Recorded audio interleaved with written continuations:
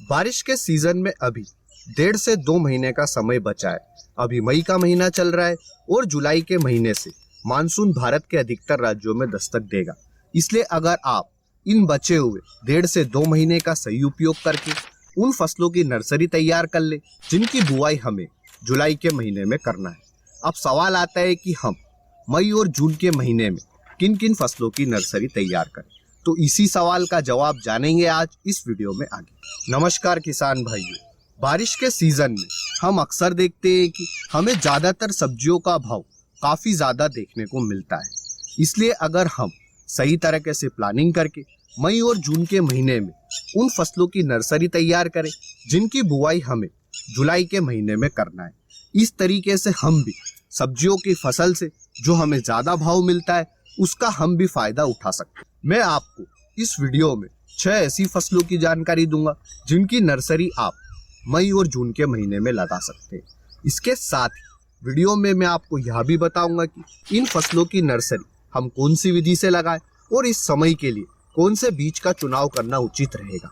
अब यह सभी जानने के लिए वीडियो को अंत तक जरूर देखें। पहली फसल पर आने से पहले अगर आपने अभी तक इस वीडियो को लाइक नहीं किया तो इस वीडियो को लाइक करें। हम इस वीडियो पर 800 लाइक्स का टारगेट लेकर चलते हैं, तो फटाफट से लाइक करके टारगेट को कंप्लीट करें और चैनल पर नए हैं तो इसे सब्सक्राइब अवश्य करें। हमारी पहली फसल है फूलगोभी। बारिश के सीजन में फूलगोभी का मंडी थोक भाव 25 रुपए किलो से लेकर 50 रुपए किलो तक देखने को मिलता है। यही कारण है कि हम पिछले कई सालों से बारिश के सीजन में फूलगोभी की फसल लगाते ही हैं। आप फूलगोभी की नर्सरी मई के अंतिम सप्ताह से लेकर जून के महीने तक लगा सकते हैं। इस समय पर हम सेमिनस गिरिजा के बीजों का चुनाव नहीं कर सकते। अगर हम ऐसा करते तो हमारी फसल और पैसे दोनों ही बर्बाद होंगे। इसलिए हमें उस बीज का चुनाव करना है जो कि इसी समय के लिए बनाया गया हो, जैसे सिजंता CFL 1522। फूलगोभी की नर्सरी आप 2 तरह से लगा सकते हैं। पहला कोकोपीट में प्रो ट्रे के माध्यम से, दूसरा हमारी मेड विधि से। अब इन दोनों ही विधियों को लगाने का तरीका क्या है यह जानेंगे हम अन्य फसलों पर चर्चा करने के बाद। हमारी दूसरी फसल है पत्ता गोभी।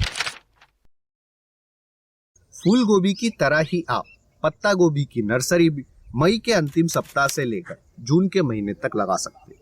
पत्ता गोभी के लिए आप नामधारी कंपनी की NS 43 वैरायटी का चुनाव कर सकते हैं। फूल गोभी की नर्सरी 30 दिन में ट्रांसप्लांटिंग के लिए तैयार हो जाती है। बारिश के सीजन में लगाई गई फूल गोभी के पौधे की ग्रोथ हमें ठंड के सीजन की तुलना में कम देखने को मिलती है। इसलिए आप 1-1 फीट की डिस्टेंस लेकर फूल गोभी के पौधों का ट्रांसप्लांट कर सकते हैं। यानी कि लाइन से लाइन के बीच की दूरी 1 फीट और एक पौधे से दूसरे पौधे के बीच की दूरी भी आप 1 फीट ले सकते हैं। पत्ता गोभी के पौधों का ट्रांसप्लांट आप एक पौधे से दूसरे पौधे के बीच की दूरी 10 इंच रखें और एक लाइन से दूसरे लाइन के बीच की दूरी भी आप 10 इंच ही रख सकते हैं। हमारी तीसरी फसल है टमाटर। जैसा कि आप सभी किसान भाई जानते हैं कि टमाटर का पूरे साल में हमें सबसे अच्छा मंडी थोक भाव बारिश के सीजन में ही देखने को मिलता है। इसलिए आप जून के महीने में टमाटर की नर्सरी कोकोपीट में प्रो ट्रे के माध्यम से अवश्य लगाएं। इस समय के लिए आप सेमिनस कंपनी की अभिलाष वैरायटी या फिर आप सिजंता कंपनी की साहू 3251 का चुनाव कर सकते हैं। टमाटर की नर्सरी 25 से 30 दिन में ट्रांसप्लांटिंग के लिए तैयार हो जाती है। बारिश के सीजन के लिए आप टमाटर के पौधों का ट्रांसप्लांट बेड बनाकर करें।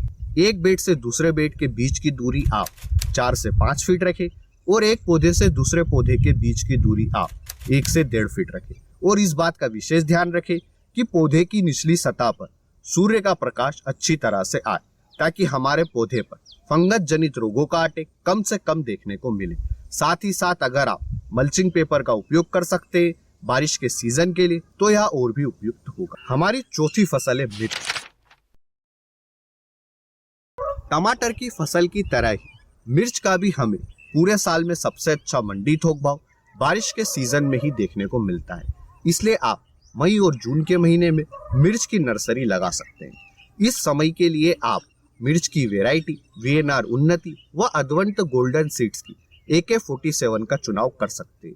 मिर्च की नर्सरी 25 से 30 दिन में तैयार हो जाती है। आप मिर्च की नर्सरी कोकोपीट में प्रो ट्रे के माध्यम से लगाएं।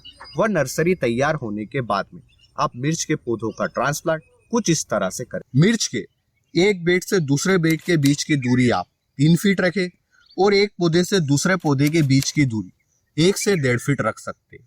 आप मल्चिंग पेपर का उपयोग अवश्य करें। मिर्च की खेती में आप 25 माइक्रोन के मल्चिंग पेपर का उपयोग कर सकते हैं। बाकी 2 फसलों के बारे में जानने से पहले हम पहले यह देखते हैं कि टमाटर व मिर्च की नर्सरी हम कोकोपीट में प्रो ट्रे के माध्यम से किस तरह से तैयार करें। सबसे पहले आप कोकोपीट को पानी से भरे टब में डुबा दें और फिर कुछ घंटे तक इसे ऐसा ही छोड़ दें।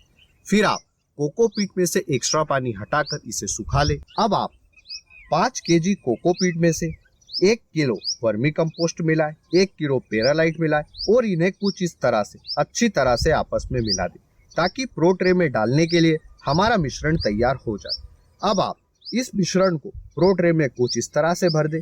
फिर आधा इंच से भी कम होल करके इन होल के बीच में आप मिर्च व टमाटर के बीज डाल सकते हैं। उसके बाद में आप ऊपर से कोकोपीट का एक मिश्रण डाल दें, जैसा कि आप वीडियो में देख ही सकते हैं। इसी तरह से आप फूल गोभी और पत्ता गोभी की भी नर्सरी कोकोपीट में प्रो ट्रे के माध्यम से तैयार कर सकते हैं, या फिर आप मेड़ विधि से भी फूल गोभी और पत्ता गोभी की नर्सरी लगा सकते हैं। मेड़ विधि क्या है यह जानेंगे बाकी की 2 फसल जानने के बाद में। हमारी 5वीं फसल है प्याज। खरीफ के सीजन में लगाई गई प्याज की फसल की नर्सरी आप जून के महीने में तैयार कर सकते हैं। आप इस सीजन के लिए नासिक N53 के बीजों का चुनाव कर सकते हैं। साथ ही साथ आप प्याज की नर्सरी मेड़ विधि से लगाएं। प्याज की नर्सरी 45 से 50 दिन में तैयार हो जाती है। प्याज की नर्सरी मेड़ विधि से किस तरह लगाएं यह जानेंगे हमारी अगली फसल के बाद। हमारी 6ठी फसल है बैंगन। बैंगन का भी हमें अच्छा मंडी थोक भाव बारिश के सीजन में देखने को मिलता है। बैंगन की नर्सरी भी आप मई व जून के महीने में लगा सकते हैं। अब हम जानते हैं कि मेड़ विधि से हम बैंगन, प्याज, फूल गोभी और पत्ता गोभी की नर्सरी किस तरह से तैयार करें। आप सबसे पहले अपने खेत में क्यारियों का निर्माण कर लें। क्यारियों की लंबाई 10 फीट व चौड़ाई 5 फीट रखें। ध्यान रखें कि हमें क्यारियां एकदम समतल बनाना है। अब हम इन क्यारियों में गोबर की खाद का छिड़काव करेंगे और छिड़काव करने के बाद में हम इन्हें मिट्टी में कुछ इस तरह से मिला देंगे। अब आप फूल गोभी, पत्ता गोभी, प्याज, बैंगन के बीजों का छिड़काव कर सकते हैं। आप बीजों का छिड़काव हमारी जो छिड़कन विधि है उसी की सहायता से करें। बीज बुआई के बाद में आप कुछ इस तरह से इन बीजों के ऊपर मिट्टी चढ़ा दें। ध्यान रहे कि हमें मिट्टी की एक हल्की सी परत चढ़ाना है। अगर आप इन बीजों को ज़्यादा गहराई में बोते हैं तो आपके बीजों का जमाव अच्छी तरह से नहीं होगा। बाद में आप सिंचाई करें। जब आप इन सभी फसलों के पौधों का ट्रांसप्लांट जुलाई के महीने में करते तो इस समय पर बारिश देखने को मिलती है और ज़्यादा बारिश से आपकी फसल खराब हो सकती है। इसलिए आप उस खेत का चुनाव करें जिसमें जल भराव ना हो और खेत में ऐसी व्यवस्था बना के रखें कि पानी हमारे खेत से बहकर निकल जाए। इस तरीके से आप अपनी फसल को अत्यधिक बारिश से होने वाले नुकसान से बचा सकते हैं। बारिश के सीजन के लिए इन सभी फसलों पर अगर आप डिटेल में एक वीडियो देखना चाहते हैं तो हमें कमेंट सेक्शन में ज़रूर बताएं। इस वीडियो में दी गई जानकारी अच्छी लगी है तो वीडियो को लाइक और शेयर करें। हम इस वीडियो पर 800 लाइक्स का टारगेट लेकर चल रहे हैं, तो फटाफट से लाइक करके टारगेट को कंप्लीट करें। और अगर आप चैनल पर नए हैं तो इसे सब्सक्राइब अवश्य करें। धन्यवाद किसान भाइयों। जय जवान जय किसान।